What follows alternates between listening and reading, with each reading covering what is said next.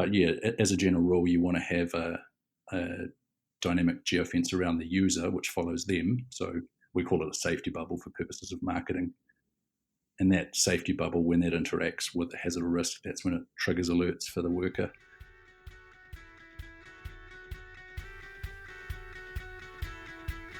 Hi, and welcome to another episode of the Mapscaping podcast.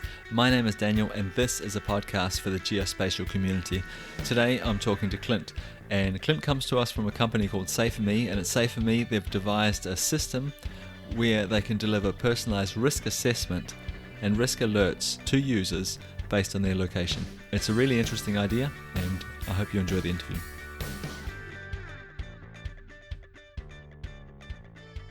Welcome, Clint. Thank you so much for taking the time to do this interview with me today. I really appreciate it.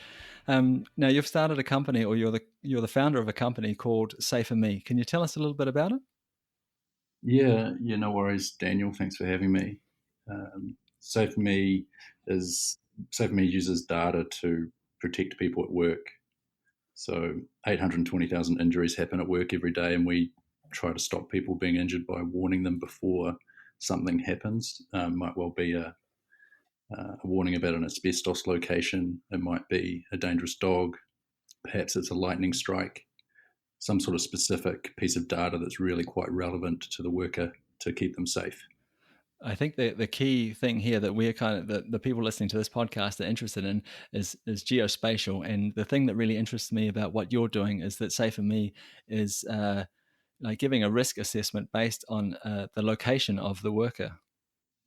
Yeah. I mean, we try to give the worker something incredibly relevant to them, which means location. So we have to track where the worker is relative to hazards and risks, and then assess how dangerous a particular hazard or risk is at the time the worker's there. And that's primarily what Safe4Me does. Obviously, in order to do that, we have to allow the worker to record all of their risks and hazards that they see as part of their standard health and safety and OSHA process. Depending on which country you're in, they have different acronyms for the safety processes that exist in that country. So that's our role. Yeah. So it sounds like the system needs a lot of data to sort of to work. So it's one thing that they're recording their own data. Let's say they're out on an oil field or something like that, see a hazard, record it, and that's great. That's there for everybody else. But there must be some sort of base data that you also need in the system for it to work, for it to be able to give like an accurate risk assessment depending on location. Yeah, exactly. And there's certain data that's better than others, and whether that's via coverage or that is the most relevant. So, for example, if we take lightning as a data set, that's actually one of the better data sets you can get hold of. It's global by nature, all measured in real time. And well, 98% of lightning is measured with relative accuracy in real time. So we can take those lightning strike locations and then try and calculate the risk of the next lightning strike for the worker. And particular workers care a lot about it. So, I mean, for me and you, lightning's kind of an interesting thing. It's spectacular, but it's not something that's likely to kill us in our day-to-day job. Whereas if you're a worker that's on a metal object, a crane, perhaps servicing high wires, oil and gas, these people can be killed by lightning. There's 20,000 lightning deaths per year. So our job is to try and compute where the next lightning strike is likely to be, and to obviously put some error bars around that, and then warn the person before that happens to them. Yeah, that sounds like an amazing data set to look at, and a very dynamic data set. So I'm thinking that this is something that's updated constantly. It's not a static system. It's not enter data once and forget about it. You must have some kind of rules around how the temporal nature of data. Yeah, I mean, there's so much data. So we specifically are interested in time-bound, location-bound data that's relevant for safety. And then even within that small subset, there's really 4 distinct types of data. And the way we think about it is it's just a simple 2x2 matrix of data types that are relevant for safety. I could explain it for you. I'd have to draw it out for you, but that's, if you imagine the 2x2 matrix, it's in one column you have machine or Internet of Things data, in the next column you have human data, and then your two rows would be open or freely available data, and then there's private data.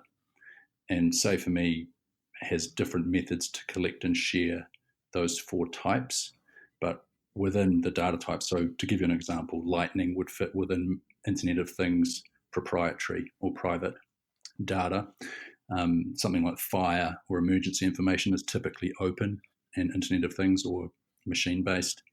And then you have crowdsourced human data where the worker just pushes the button and quickly takes a photo of whatever the problem is.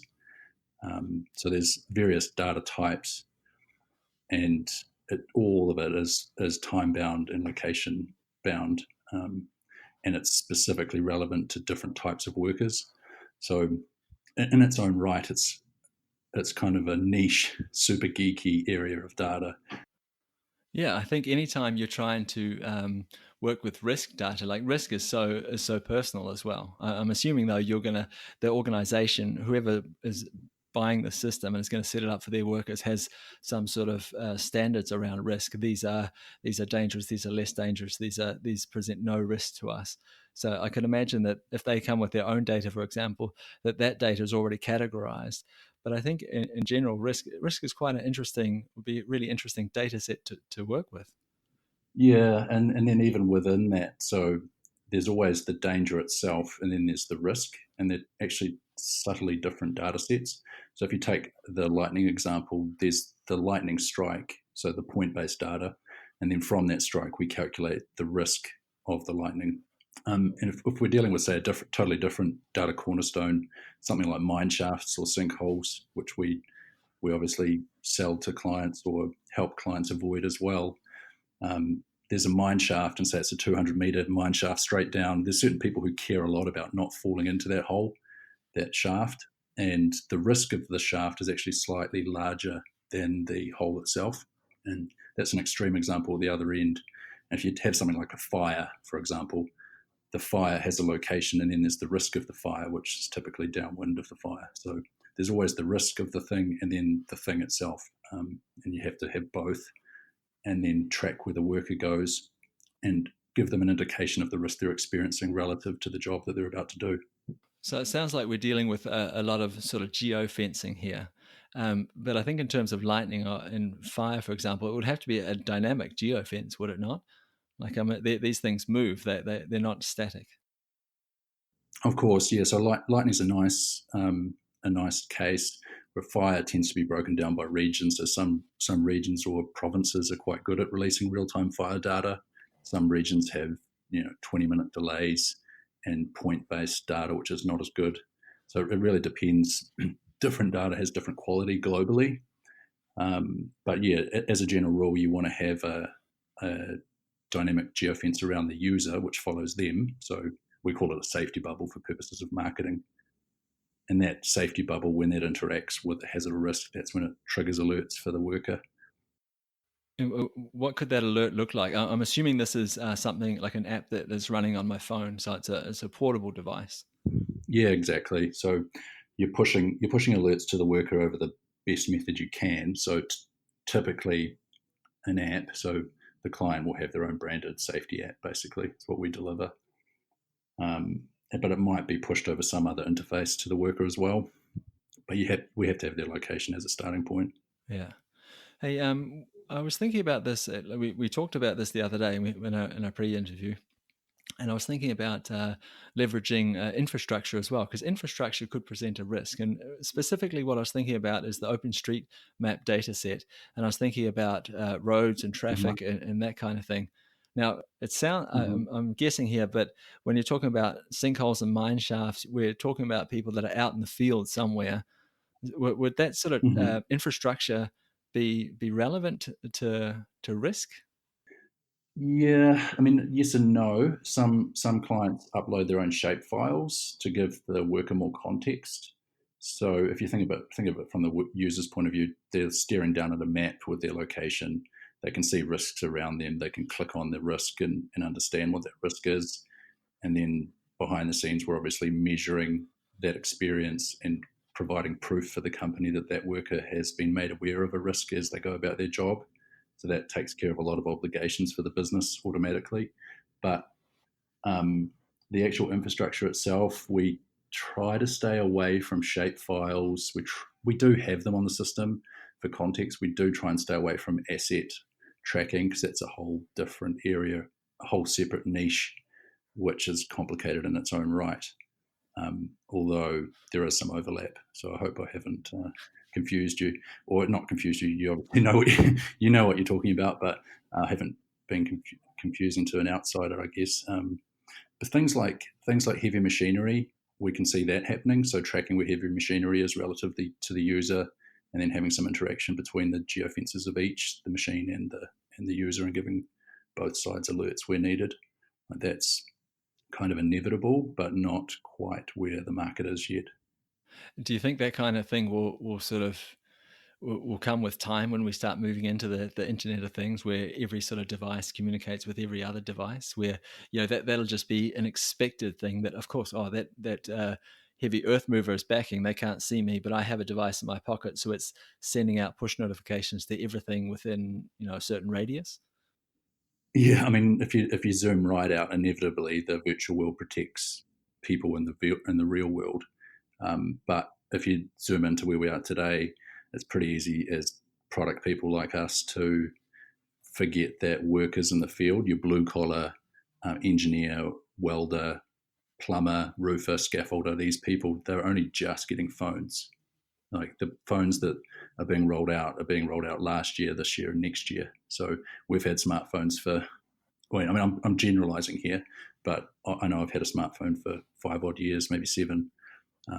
But the workforce is only just getting these. So the the products that we need to deliver, while they can be advanced, um, just doing the simple things well is actually really quite valuable from a sales perspective. So that means, simply and easily recording risks and hazards from the worker's point of view just on a phone. Although we can experiment with all sorts of other technology, I think I think being pretty specific and useful is important. Absolutely. And I think that's a really interesting observation, that it's perhaps not necessarily the technology that's holding us back here. It's more of a cultural barrier. People need to get used to these applications and get used to using them. And when we do that, that'll open up more doors as well. But maybe it's important not to push the envelope right at the start in terms of introducing too much, and maybe even over engineering something, if you know what I mean. Absolutely. So in the beginning, when we do a rollout, for example, if you think about a rollout as a population of people to roll out to, there's a tech adoption curve within, say, a population of 5,000 users. Those first 14% of early adopters, they're actually quite keen on the new technology, but you've still got laggards within your business environment that you have to get them used to using the technology. So we'll always present it in the beginning as being an easier alternative and not force use of the phone, because primarily our competition's paper. So you're talking about people in the field with clipboards trying to write down where dangerous dogs are, and asbestos and all sorts of hazards, and that whole process needs to be automated, obviously. And the future of the process they have isn't a better paper form. It's not a digital version of what they're doing. It's actually just automating it all away with data itself. And that's Safe for me's role. Yeah, I think that's a really good observation, and I think being in the tech industry and the geospatial industry, it's moving so fast, and we can do so much. But it's important to remember to take the user with us. To remember the user journey instead of charging off out there into the sunset. We can do this in Internet of Things, and you know. Blockchain and everything else, and big data, and use all these acronyms and frighten these people away, because without them, you know without their adoption, then we can't do the exciting things and solve the problem either. So it's really important to remember that user journey. I just wanted to say one more thing here. I really like the idea that this is solving two problems, or two problems that I see anyway. You're keeping people safer. You're providing that sort of very personalized service, a personalized safety message to someone, for them, saying this is relevant to you, not relevant to everyone. This is relevant to you. And at the same time, you're fulfilling a lot of documentation. Mm-hmm. You're providing that documentation, which is becoming increasingly important. And this whole thing is sort of automated. Oh, we did send that message to Dave. he was told before he went Hmm. into that area that we had an obligation to warn him, and we've done that, and we can prove Hmm. it. Exactly, and that's the type of thing you can only really do spatially. So um, we're quite unusual. I mean, health and safety and OSHA are relatively backwater areas. I mean, no offense to the people working in those areas building software, but those areas of software are even more backwards than normal areas. And I think anyone on this podcast is really into location and geodata and geospatial, but safety is really not. And it is something that we have to, in the beginning, we really had to educate people around why delivering location specific information to every single person relevant to them is important. The situational awareness of the worker, essentially, so that they can make informed and smart decisions. Like that was a real education process. But nowadays, people are much more used to concepts like Google Maps, all the things that this audience has probably been seeing for 10 or 15 years. The rest of the public's catching up with. Yeah, and it's really interesting that you say that there's been a whole lot of education around this, because in some ways we're very much used to having a personalized experience. When we use Google, for example, Google personalizes the things we see, you know, depending on our search queries, our search history, and our location. And so you think that, but I guess the thing is with Google perhaps and other systems is that it's hidden away. No, they haven't run out and said to, hey, we're personalizing based on your location. But here you're saying that, and I wonder if that's the true barriers. People think, oh, location, wow, what's going on here? Yeah, yeah. I mean, um, it is a new thing for the safety sphere, but it kind of can't be. The problem that exists at the moment is so large that it has to be really solved by delivering ultra relevant data to the person at the right time. It just so happens that there's so much data to choose from that we have to be relatively careful what we deliver the person, and exactly how, because some people don't want to accept as many alerts as others.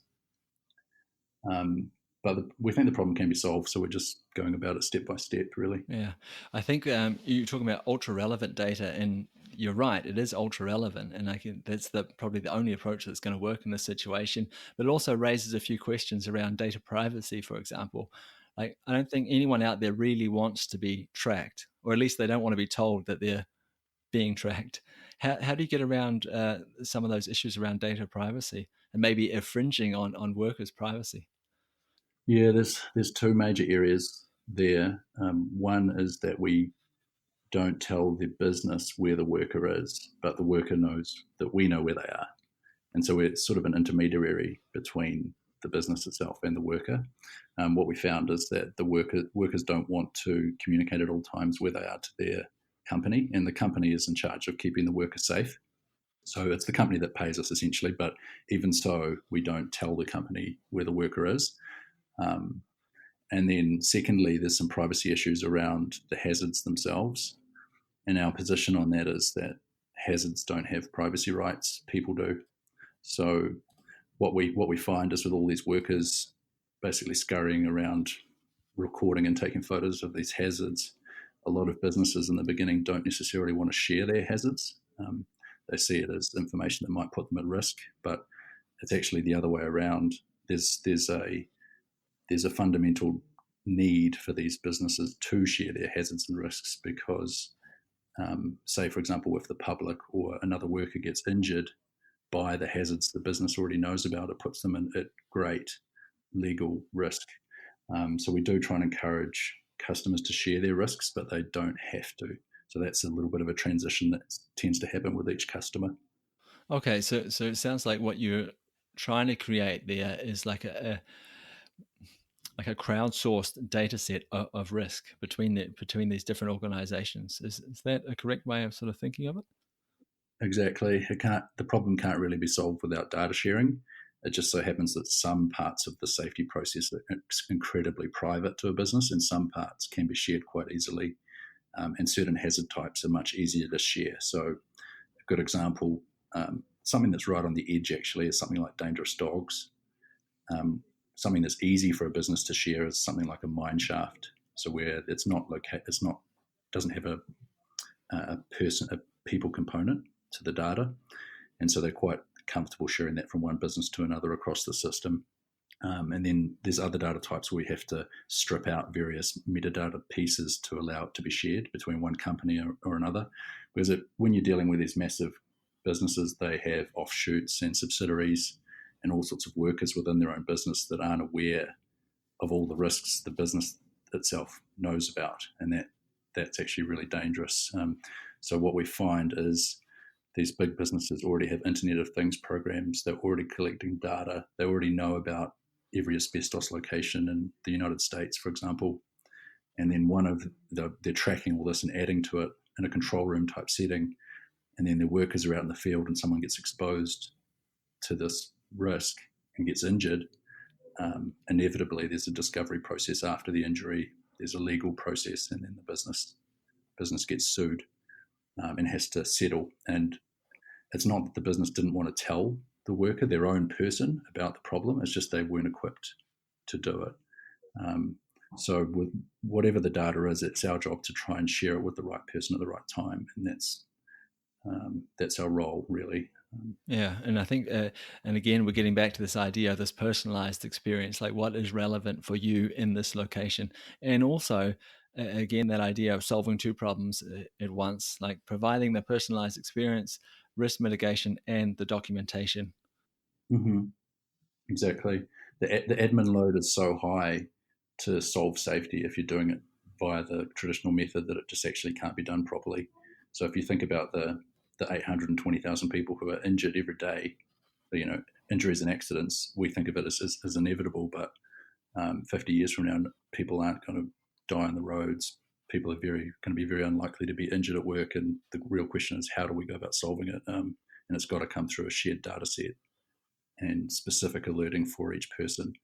And at the moment, we start on the margins where we have good data and we have the technology to deliver the right alert at the right time. But in the future, we'll obviously have better tracking, better data, better systems for delivering alerts. So it can be solved. It's just going to take some time. Yeah, immediately I start thinking about an open street map of risk data that everyone updates across the world, and it's crowdsourced and giving us this amazing sort of base layer of information to work from. Hey, so we've talked a little bit about the problems that you're solving and how you're doing it and the data that's involved and why you're doing it that way. Can you give us an idea of what kind of organizations or maybe industries are using this? Yeah, so typically utilities and infrastructure managers. We do get pulled into mining, so and other sectors as well. But utilities and infrastructure tend to be the best, mainly because the workers are distributed. They're often large teams of people in offline areas, and those particular types of businesses, we're very good at servicing them. Um, in the long run, I mean, when I say long run, 5 to 10 years from now, when location tracking is much more accurate, indoors, outdoors, multi-floor, then we can really start targeting pretty much everyone. But in the short run, we have to be thoughtful around who we target and who we sell to. So utilities and infrastructure, for example, Vodafone, which is a large telecommunications company, or Veolia, which is a water infrastructure manager out of Paris. So these companies are typically large global corporates. And touching on, I guess, the mention of an OpenStreetMap of hazards and risks, what we've found is that individuals don't typically search to be safer. So you could create such a thing, and we'd be for it because we'd be able to use that data to keep workers safe. But an individual themselves is unlikely, in our view, to search for safety. What they would be relatively happy to do if it's relevant is receive or actively be given alerts that are relevant to them. The technology is not quite there to do that yet. But businesses will pay to keep their staff safe, and that's why we do what we do. Our role with how we structure the business is to try and generate as much money or revenue as we can based off the best data we can get, so that we can leverage that to get more data into the system to solve the problem. So we try to build a repeatable business model that uses and solves a real issue, uses data and solves a real issue. Yeah, that sounds like the basis for a sustainable business. Um, I wanted to come back to a point that you made earlier, and that was you talked about in the future there'll be much better tracking available. When you talked about it inside and outside, and there's definitely an issue there with tracking on inside buildings, and the issue is that accurate positioning of data or of a person's location relative to that data. I've been lucky enough to talk to a few companies that are working on that field there of positioning inside, Mm-hmm. and it was really interesting to note. That I asked them, well, how can we describe this? What's it going to look like in the future? And the response was, it's going to look like, all the options you have in terms of positioning on the outside, that's what we're going to have on the inside. So all those options of positioning, locating things, and routing of things. Yeah, and so I mean, I think the future is really bright for that, for the geospatial industry in general, and in what you're doing. And I think when you can seamlessly cross over from the outside to the inside, and expect the same amount of or the same level of coverage and accuracy, it's going to be a really interesting time. Yeah, yeah. I mean, I don't know what to say to that other than yes. I mean, it's pretty exciting what's coming. I we sort of stick to our knitting, so we get asked sometimes to try and deliver solutions that would work indoors, but that's just a whole different area, um, and there's so many businesses already focused on it that we will try and stay away from it until someone else solves it, and then come in and help people be safe in those environments as well. Um, so yeah, at the moment we just stick to our repeatable business model we've already got, really. Yeah. Um, just before we wind up the conversation here, I've just got a few more questions, and these questions all sort of look out into the future. And one of them is about the Internet of Things. How do you think that's going to change things? Like, obviously, it's going to, in terms of what you're doing today, obviously, we're going to have more data available, but is more data automatically going to mean a better service or a safer world? Interesting. Not yes, but there's some things that need to be built alongside it, and a few realizations are coming. I mean, I think mentioned just before that these big companies have internet, like they have specific Internet of Things programs. So to put sensors out into their network of infrastructure and gather more data, and sometimes they gather safety data, and where that's the case, they're just starting to realize that that's putting them at legal risk if they don't share that in real time, because there's some latency basically between when a hazard is recorded and when a worker's warned. And if there's an injury in that time, that's a bad thing for the business. They can be found to have already known about something they didn't warn their worker to. So that's coming, which we can see because that's the space we're in. When it comes to the amount of data that's there, the problem isn't so much the data. The problem is the interface between the data and the user. So people don't, when I'm walking down the street, or when you're walking down the street, you don't constantly look to see if you're at risk of being struck by lightning, or if you do, you're an interesting person. Um, but the systems that we build should be doing that on our behalf. So the analogy is not so much to search through the data that's there, like a Google type example. The analogy is, how do we build an agent or agents that serve each person and deliver that person just what they need at the right time? And a lot of that work is already happening in the um, marketing field, but there doesn't appear to be too much of that going on, from what I can tell, um, in our space, except I guess what we're trying to build ourselves. That's interesting. Like, I think that marketing often leads the way in many of these sort of opening or emerging technologies. And it's interesting as well because you think insurance companies would cotton onto this and say, hey, this is a really good idea, and start to insist that people, spend more resources in these areas and build these applications that you're talking about, these interfaces. Yeah, I often wonder if insurers are 5 years or hopefully faster from flipping around. I mean, at the moment, insurers are seen as these huge, big, scary businesses that have all this data on all these people. And I often wonder if they'll flip around one day and be kind of protectors of us all, because their interests are our interests. And I do wonder if they should really put a lot of effort into trying to stop their people they're insuring from getting fat or getting sick or getting injured. Um, and I think it's kind of inevitable, really. Someone will someone will do it. My last question, or one of the last questions, is Google wants to make everything, like all data in the world, searchable. And so, could you see someone like Google moving into the space? I mean, they already live in our pockets in the form of Android. If they could index all the data in the world, could you imagine them being able to deliver these sort of personalized notifications to us and having this just sort of a passive thing in our pockets that sort of alerted us to as we move through the world? Perhaps there's a lot of different competitive verticals that are kind of been touched on there. So alerting, from our perspective, I'm not worried about them as a competitor because our main function within a business, we're a B2B product basically for large businesses, but eventually servicing small businesses and then eventually the public. Or the data will be. But someone like Google, they're so big. I mean, what a great company, right? Like, so they've built something amazing based off the ultimate librarian experience years and years ago, and now they could pick and do whatever they want. But I don't know if they'd come into our sphere. There could be any number of competitors that tried to. Hey, Clint, I really want to thank you for taking the time to do this interview with me. I really enjoyed hearing about what you're doing and the problems you're solving and the way you're tackling it. And I think it sounds like you've built something really, really interesting there. And I think the future in this space is, we're going to see a lot more of this. I'm confident of that.